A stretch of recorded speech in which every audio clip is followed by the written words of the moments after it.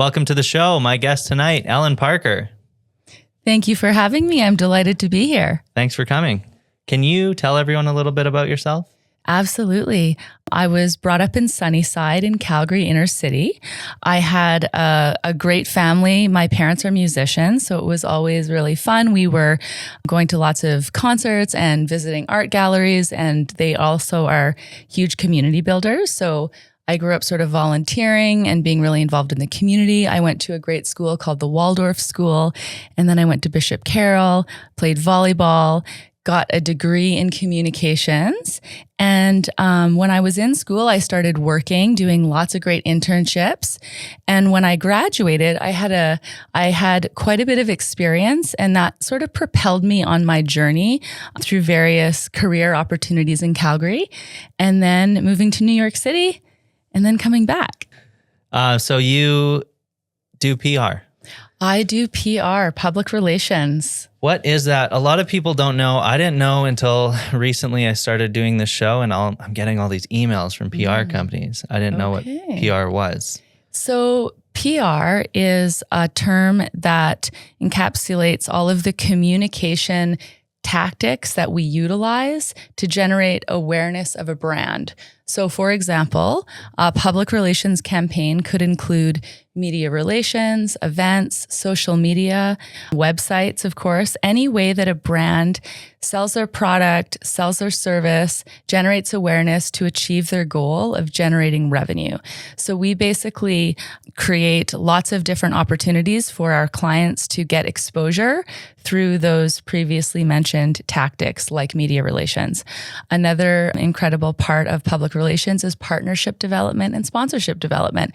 So for example, if you're a not-for-profit organization, your communications PR strategy would probably include a really substantial development plan with a sponsorship package to inspire businesses to participate in your organization through donating money to events or just, naming buildings, things like that.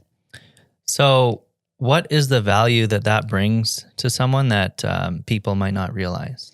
Yeah, so the value is your brand becomes more elevated. Having someone help you really design your brand, that's all a part of the initial stage of the PR strategy. So ensuring that you're elevated on all your social accounts, that you're utilizing as many social platforms as possible to reach your target market. So for example, a client may not be using TikTok, whereas many of their clients or their audience are on TikTok. So we do a lot of market research in the first phase of the PR plan, and then that kind of determines what we should be doing to help achieve the goal. So selling your product, having more people like myself come on your show. These are all PR strategies that we would implement for a certain goal. What did you do before this? I saw something about the Philharmonic. Yes. What else? Yeah. So when I graduated, I first worked with Anne Green, who was the CEO and founder of WordFest, Banff Calgary International Writers Festival. So I did that. And then I worked for the Calgary Mountain View constituency.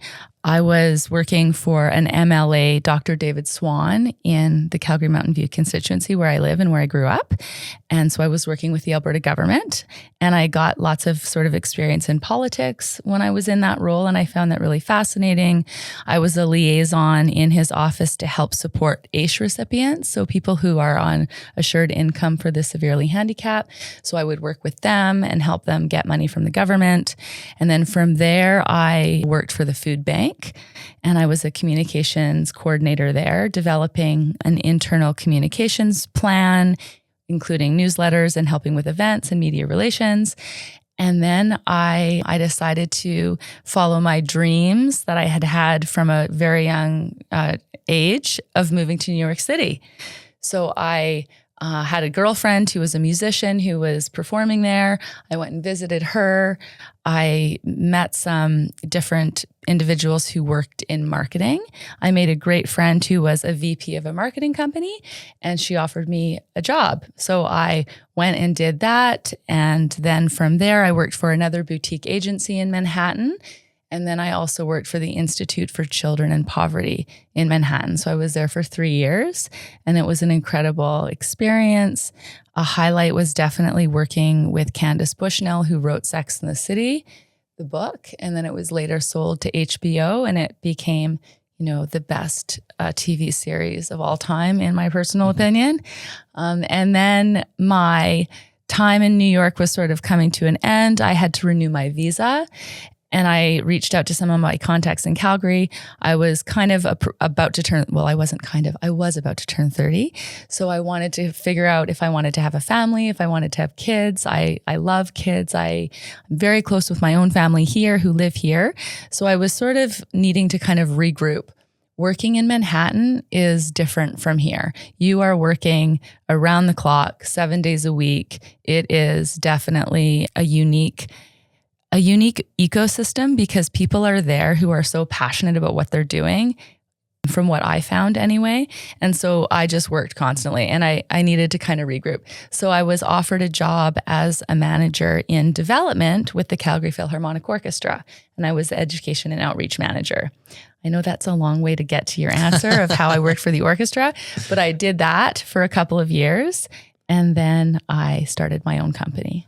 So, I didn't know it was going to be that many places, but how did those things before, what did you learn from those things that you brought with you into your PR? Yeah, I would say just so many years of experience working for different organizations.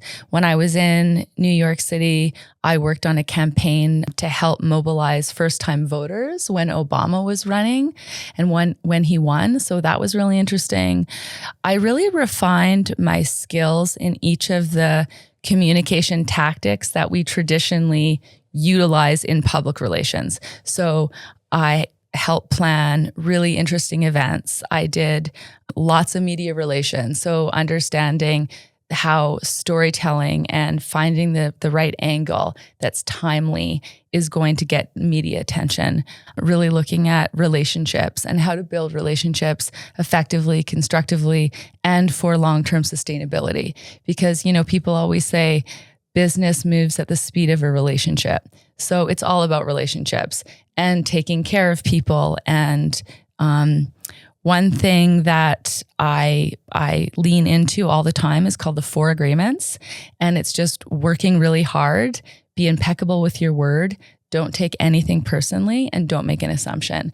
And I think especially in my previous roles before I started my own business, I was challenged in those areas often because, I was a young Canadian girl working in New York City. Some of my colleagues who I worked with were trust fund babies.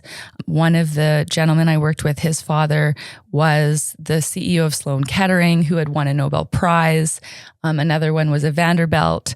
So we're talking about just major players, and coming in as a little Canadian, it was interesting at first. I definitely had imposter syndrome, but I quickly realized that just through showing up, working hard, and leaning into the education that I got through Mount Royal University, which was exceptional. It's just doing your best. That's one thing that I think so many people can just count on because it delivers.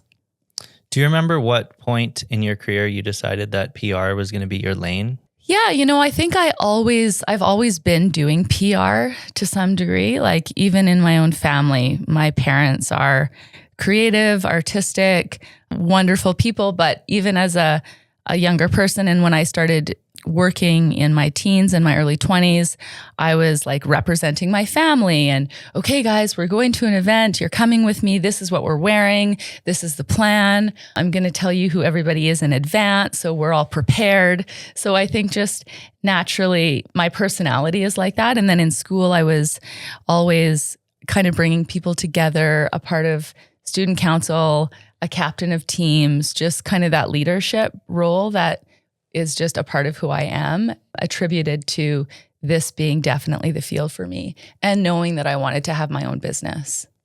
So what was the scariest part of starting your own business? The scariest part was at the time I had 2 very young children. So the reason I left the orchestra was because I couldn't even consider leaving my son at a daycare. That was why I left. I was like, I can't leave Oliver. I can't even imagine what that would be like, leaving him with a stranger. So I quit, and I was going to be a stay-home mom. And then many of the musicians at the orchestra were reaching out to me saying, oh, Ellen, can you help me with this project? Can you help me with an event? Many of the 65 professional musicians in the orchestra have part-time small ensembles to supplement their income. So I started helping them with their own small ensembles, from like a 4-person quartet to a 12-person ensemble. And then I started getting busier, and I had to hire someone. So I had to incorporate, and it naturally grew. And now I work with 9. We have 9 on our team 10 years later. Mm-hmm. So what was the original vision? Did you expect it to grow this big, or was it going to be more of a temporary thing? Yeah. And I think I didn't totally answer your last question. This most stressful part was balancing my family with my work. Like, that part was always something that I'm very mindful of. And I think, even to answer your question about scaling and scalability, that is always something I think about. Like, I don't want to be away from my kids. I've had so many people ask me, oh, we should go into the Vancouver space. Let's go into the Toronto space. I have a lot of friends across the country. I have a very broad network. I did do some work in New York City as well before the pandemic, and my plan was to grow into that space. I have a best friend who's there who is an amazing supporter of what we're doing here. And so there's opportunity, but it's just scaling requires so much more effort. And I'm still trying to wrap my head around that, to be honest with you. But I think that if we can continue to do really good work, and if I can continue to have this amazing team that I've nurtured and loved and have just really embraced the journey with me, then I feel like there's a lot of opportunity, and there will be a lot of things that happen. And now that my boys are a bit older, 12 and 14, things will not be so intense at home.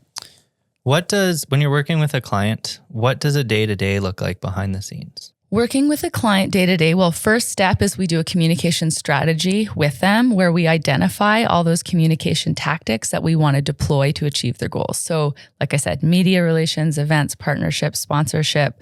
Do we need to do website stuff? Do we need to do photos, video? Because we also have Parker Media. So we map out a plan on a timeline. And then each week we can measure what we've done and how effective it's been. So we're really all about measuring our impact and our effectiveness. But a day-to-day could look like anything from, I'm in the newsroom, like I'll go through Friday morning. I was in the newsroom at 6:30 with the Gaudreau family who have flown in, because they're a big part of our Calgary community, of course, with their late son, Johnny Gaudreau. So we had them on the TV really early in the morning promoting Parachutes for Pets, another client of mine that helps raise money for animals who have been in fires or homeless, an incredible organization. So we were in the newsroom. I was coaching them prior to them being interviewed on live television. From there, I ran to my office. I had to write a bunch of press releases for another amazing foundation that's having an event here coming up next weekend. So a client in BC called me. We worked through some press releases. So that's all ready to get pitched out on Monday morning. After that, we went through the event plan for this evening, because Friday evening we had a huge event at the TELUS Convention Center. So we had to go through all of the speaking notes for the client who is delivering the keynote speech. We had to ensure that the catering, the design, the sets, the musicians, the bar, everything was set up for that. And then in the afternoon, I did a whole bunch of editing for social media posts that my team had crafted. And then after that, what did we do? I can't even remember. And this was yesterday. I took a few calls because one of our clients is dealing with some negative potential press due to a stakeholder that did some inappropriate things. And so I had to walk through our crisis comms planning with them. So developing key messages, if media reached out, putting together some time slots so we could prepare all of their board members next week in case people reach out to them, and developing a professional media kit to address any of the issues that might come up and circulating that to everybody so everybody's on the same page. Because the thing about media relations is it's really important to control the message. So just ensuring that no one's going off script. This organization is very ethical and incredibly important in Calgary. So any external organization saying things that are inaccurate, that could potentially impact the reputation, we get in there right away to ensure that doesn't happen. And most of those things nobody ever knows about because we've effectively managed the crisis. Do you have a project or campaign that you've done where you thought we nailed this? Can you think of one off the top of your head? Yes. So we nailed it, but there was also some major bumps along the road. Many years ago now, J.K. Rowling put out the 7th edition of Harry Potter, and we work with the Kensington Business Improvement Area, the BIA. So that's the entire neighborhood of Kensington. So there's about close to 300 businesses there. One of them is Blank Pages Bookstore. They were going to release the book, and Harry Potter fans are everywhere from what I know now. So Pages reached out to us and said, okay, Parker PR, we're releasing this book. Is there anything we can do to elevate the event, elevate the fact that this is happening? Because lots of people are going to come to the bookstore to pick up their book. And it could be an opportunity for other businesses to capitalize on all of this foot traffic. So we thought, excellent idea. Let's turn Kensington into Diagon Alley. So we reached out to all of the businesses. About 50 participated and did their own iteration of Harry Potter within their shop. So Starbucks did a butterbeer frappuccino. The Naked Leaf Tea Shop brought in a couple of live owls. Many stores had a Harry Potter experience. So the day was branded as Diagon Alley. Come down, get your book from Pages Bookstore, and then shop the neighborhood. We created one Facebook event. 7,000 people said they were coming. We thought, okay, this is great. Like, let's plan for 5,000 people into the neighborhood. It will be fantastic. That's not that many. I can handle it. It was a long weekend, so I gave my entire team the day off. It was a Sunday. So I said, don't worry, guys, I've got this under control. The couple days before the event, I wrote a press release. I sent it to Global CTV. I got some media pickup, so I ended up going on television the morning of the event. So Sunday morning, it's like 7:30 in the morning. I'm driving to Global News and I'm like, oh my goodness, there's so many people already coming down to the neighborhood. What's going on? Well, I go to Global, I do the interview, I get back to the neighborhood, and there are lineups around blocks. The streets are flooding with people. It's about 9 a.m. And I'm thinking, oh goodness, okay, this is way more than 5,000 people. By 10 a.m., the streets were absolutely flooded. Cars couldn't drive through. I had to phone 911. I had to get the police down there. I had to get an emergency road closure. Fire were there. It was absolutely insane. I phoned every one of my babysitters and all of my friends and neighbors to come and help me. Garbages were overflowing. We had 40,000 people come.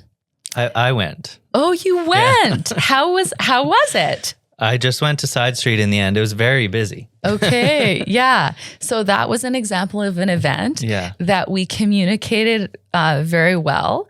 We planned we had a number of people who volunteered and helped us plan this event. And I'm so grateful and thankful to anybody who helped participate. If you're out there and you participated in Diagon Alley, thank you. It was very well organized on our end and the PR was exceptional. So we did it again the next year. The next year when we did it, we hired 30 hand washing stations. We hired security guards, 30 security guards. It was massive. We had like Quidditch teams in Riley Park. It was incredible, and 60,000 people came. So shortly after that, a couple weeks later, I got a phone call from Warner Brothers in LA, and they sent us a cease and desist. Because of just the name? Just because we used the name Diagon Alley, and we couldn't use any Harry Potter naming because it had all been trademarked by them. The reason they even heard about Calgary, Alberta having an event in one neighborhood was because we got press across the whole country and in the UK. And so their people were like scanning the papers as they do for their own business objective of ensuring people aren't utilizing their trademark names, of course. And then we came up. And so we got a cease and desist. I had to call an emergency board meeting, get all the board members from the BIA in one room, work through this. Because the other thing is our businesses had made more money in that one day than they had the entire year. And so they were so grateful. And they were just like, we cannot not do this event again, because it had become so effective. And the second year in was even that much better. And it was so well organized the second year because we knew how many Harry Potter fans there were. Like I'm older than that generation. So I wasn't aware that there was this like massive cult following of Harry Potter until that event. But I would say that we nailed it and it was pretty terrifying. And then even the third year, we tried to do the event again under a different name, Fantasy Fair. Well, Fantasy Fair brought a whole other interesting subset of the population out. And it was an example of the businesses had an expectation of 40 to 60,000 people because we rebranded and because it wasn't the same as Diagon Alley, because we couldn't use any of those names. We only had about 20,000 people come. So when you have 20,000 people come, that's still really, really good, but it's not what they expected.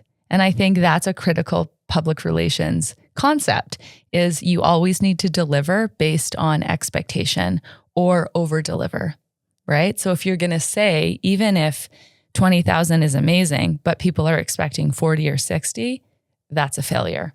So at that point, we decided not to continue with the event. But it was a massive win. I got a top 40 under 40, which was an award that helped propel the business. And then since then, I've had I got a Mayor's Excellent Award when I was at the orchestra, so a long time prior, but then the Platinum Jubilee Medal for volunteerism, and most recently, Alumni of the Year for Mount Royal University. So those sort of, feathers in the cap, so to speak, have also been really helpful for the business. And I'm just like so tremendously grateful for having those honors. I'm going to take a quick break. We'll be right back. Hey everyone, if you're new to the show, please subscribe on YouTube. Lots of listeners on Spotify, Apple, iHeartRadio. Keep subscribing there. Share it with someone. If you think it's a cool concept, share it with your friends.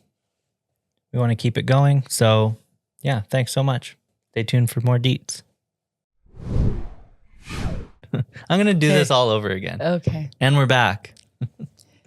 Calgary is often seen as a business-first community. How do you make the case that PR and storytelling matter here? Well, you know what? Every business will do better with Parker PR.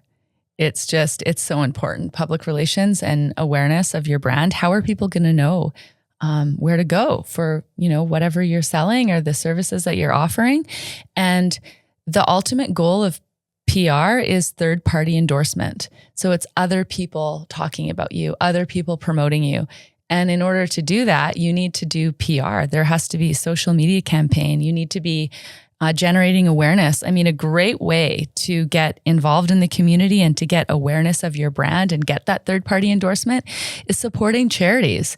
If you have products and you want to donate them to silent auctions at different charities, that's a great way to generate awareness. And I find that super interesting about business and giving back is actually giving back in the right way is very good for your business. And we help a lot of clients with that. Mm-hmm.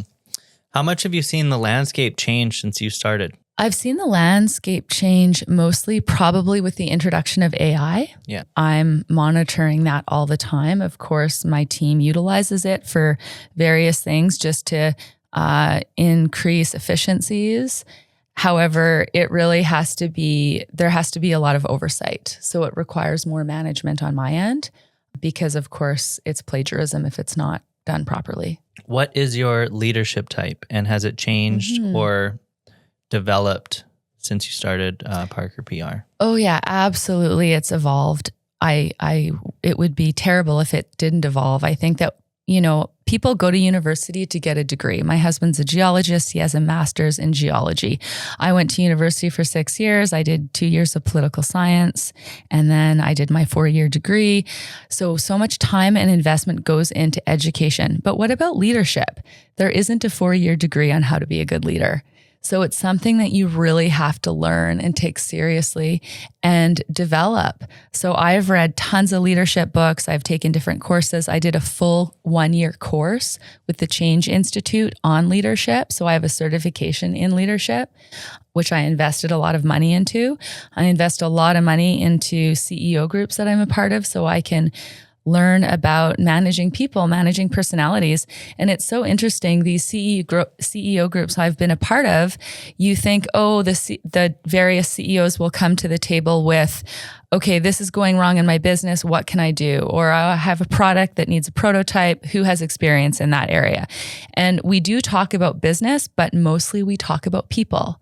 Most of the issues that come to the table are, I have a teammate who's not getting along with so-and-so, and it's creating a massive culture rift. And now our product isn't producing, or we're not able to work well together, and we can't get the projects done on time.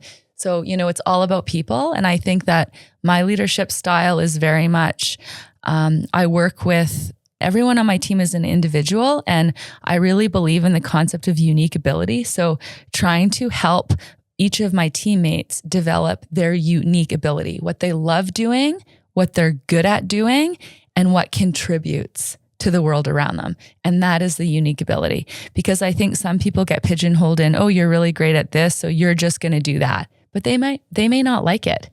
And if they don't like it and it's not contributing in a bigger way, and it's not sustainable, because if they don't like it, it's not going to be sustainable, then why are we investing all this time into that? So I think it's about knowing your people, deeply caring about your people, and then helping develop them and develop their skill set. And then also leading by example, period. So if you're not showing up, if you're not doing your best, if they're not seeing you do your best, then how can you ask anyone else to do their best? So I think it actually all starts within. And I think that we always have to be critically thinking how we're doing things, how we're performing, and then processes. Like processes are everything for me. So how frequently are you meeting with your teams? How often are you checking in? Are you scheduling time to have coffee with them and ask them, very intentional questions? What does the frequency of that look like? And how are you measuring success? And how are you giving them feedback? I also think like a big leadership thing is clear is kind. So just addressing things right away in an honest way, in a kind way. So many people don't want to hurt people's feelings.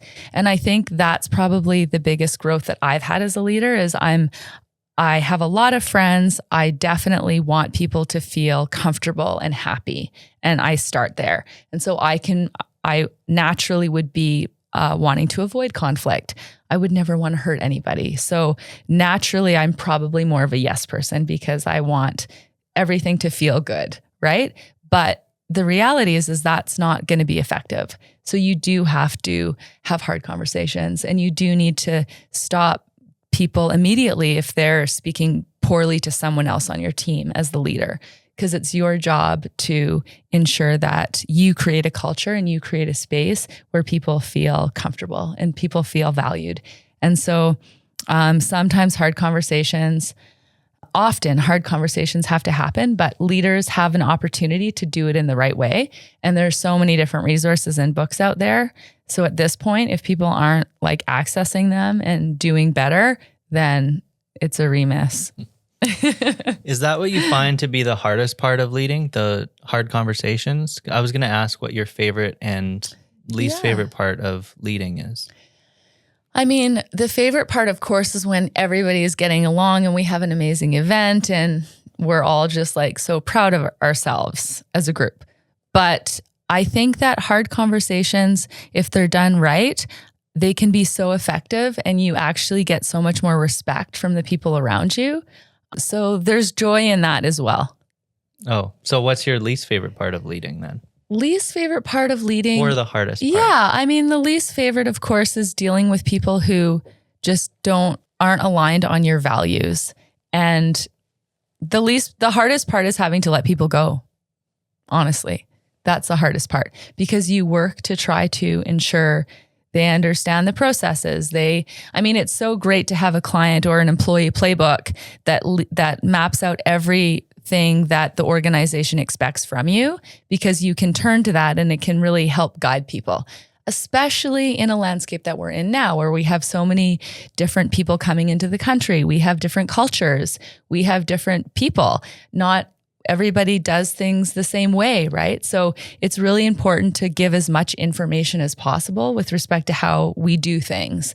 And then if people are just not showing up, then unfortunately, sometimes it doesn't work out and they have to be let go. And that's the hardest part. How do you see PR playing into that shift from just an oil and gas place to with immigration and creativity and tech coming in? Yeah, it's ultimately we implement the same tactics. So we do the same methodology occurs no matter what kind of client we're working with. I would say things that have changed are more room for and more opportunity to understand sensitivities. If we're working with Indigenous groups, of course, there's other nuances that we have to be mindful around language that we use, like building relatives, for example, is language that we use when we're working with Indigenous communities, or ensuring that we have our ribbon skirts if we're doing ceremonies. And as we have more of a cultural mosaic, there'll be opportunities to learn and grow more in different areas to ensure that we make everyone feel welcome. Is there something that excites you most about Calgary's growth right now? Right now, I'm really hoping that we have a positive outcome in our municipal election, because Calgary's growth, in my opinion, we haven't properly managed it. So that was my follow-up question. Yeah, to be honest with you. Yeah. And I can give you an example of that. I live in inner city, and the policies that have been implemented with our current administration have not been effective with respect to allowing people to do illegal activity on the street and live on the street. I think that's just completely inappropriate.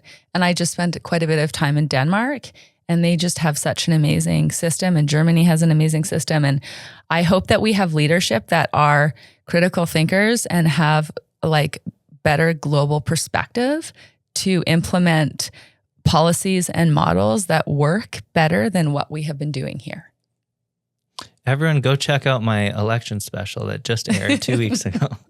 When you're traveling and working, being in New York and coming back, what is the biggest misconception people have about Calgary from the outside or people coming in? Yeah, I think that we have a weak arts and culture sector. I believe that we are becoming more recognized for our culinary industry and our restaurants and our chefs, because we do have a lot of chefs and we have a rich culinary community. So I would say arts and culture. People don't recognize that we have the Alberta Ballet here in Calgary and the Calgary Philharmonic Orchestra and some incredible artists, painters and artists in our community who are, world renowned. So I think, and galleries that are world renowned as well, Masters Gallery being one of them. So I feel like, and even fashion, like having mode models here in Kelly, and we just have we have great galleries, Contemporary Calgary. There's so many. So I think that's the area that is not as known. If you were pitching Calgary to someone, what would the hook be? Oh, wow. I think Calgary is an amazing international city that is like a community feel. Like Calgary is a place where people are truly embraced and welcomed. Calgary is a place where you can have a really nice lifestyle and be able to afford a home for the most part, and to be able to have a quality of life, but also it's a place that you can jump on a one-way ticket and be in Rome, a one-way ticket and be in Barcelona, a one-way ticket and be anywhere in the world. So I think that it's unique because it's full of everything that we need. It has the designer stores that we want to access. It has amazing hotels. It has amazing restaurants. It has amazing arts and culture. And it's also still a a place where families can really thrive. If someone came to visit you, what would your itinerary be with them? Okay, so this is another great question. I would take them over to the River Cafe. I live in Kensington, like I mentioned, so we would either bike or walk over to the River Cafe. I might take them for a spa at the Eau Claire Athletic Club because it's absolutely beautiful. I'm a member there. We would go over to Contemporary Calgary and see one of the shows that they have going on. I might even take them up to Major Tom for a cocktail. We would probably visit some of the galleries. We would definitely go to the Calgary Philharmonic Orchestra at the Jack Singer Concert Hall. And I would probably walk them through Holt Renfrew if they liked fashion and visit some of my friends at the Gucci store, at Chanel, just to see, these really beautiful, special spots that we have here in Calgary. And then we'd go out to the mountains, of course, maybe Canmore. What do you do outside of the agency to stay grounded in your day-to-day life?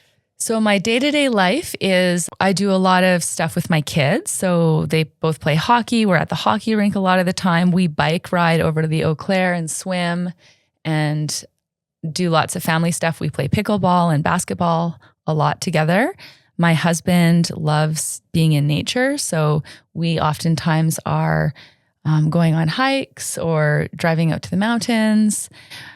I love visiting with my family and my friends. So we have different friend circles where we have rotating dinner parties, and my dad plays the guitar and my husband plays the guitar, and we sing and I sing, and we have sort of like jam nights where we make food and we play music, and that's really special. And I grew up doing that. So yeah, I think staying grounded is just staying connected to my family and my roots and my friends and being in the community. There's no better way to be grounded than volunteering over at the Mustard Seed or helping support the Brenda Strafford with the women and kids fleeing domestic violence, Parachutes for Pets, cuddling one of their dogs that was just abandoned with, health issues and we're helping heal those animals. So I think that's definitely a big part of my life that keeps me excited. I'm going to link Parachute for Pets and anything you want. Doesn't matter. Great. Thank you. If you could give advice to someone building their career in Calgary, what would it be? I would say be really mindful of how you are when you are in your community. Build relationships. Be kind always. Make an effort. If you say you're going to do something, do it. Follow through. Don't be flaky. There's nothing worse than that. We work with so many influencers when we have restaurant openings or when we have fashion shows. We did a fashion we work with Holt Renfrew, and they had a pop-up at the Stampede, and we brought tons of people there. And, when you're invited to things, and even when you just participate in things, show up with intention, be grateful, always say thank you if someone invites you somewhere, because we see both of those types coming to many events that we run. We see people who come and there's a clear level of disrespect, not being grateful, maybe getting intoxicated, things like that. And if you're going to start a business, then every relationship matters. And the impression that you leave behind is critical. It's not about making money. It's not transactional. It's more about how are you helping each other? How are you building each other up? How are you being memorable? And how are you, making the city a better place for everyone? And so being thoughtful around that, I think, is a number one thing. I love it. Yeah. Okay. So if someone wants to work with you, how do they contact you? Yes. Plug everything. Okay. Well, you can visit our website, parkerpr.ca.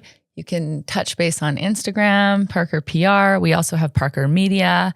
You can send me an email, ellen@parkerpr.ca. You can call me, 403-919-9452. We are like an open book, and we're very transparent, and we are community builders and connectors, and look forward to chatting with anybody. That's all I have. So Thanks for coming. Thank you. That was a very fulsome interview. Excellent job. Thanks. Yeah, I highly recommend your podcast also. I just take these off and it ends immediately. Okay, perfect.